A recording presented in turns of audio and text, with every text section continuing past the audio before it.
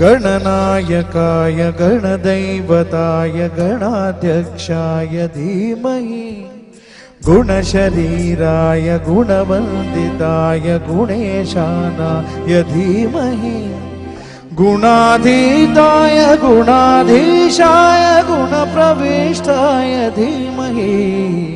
एकदन्ताय वक्रतुण्डाय गौरीतनयाय धीमहि गजेशानाय भालचन्द्राय श्रीगणेशाय धीमहि एकदन्ताय वक्रतुण्डाय गौरीतनयाय धीमहि गजेशानाय भालचन्द्राय श्रीगणेशाय धीमहि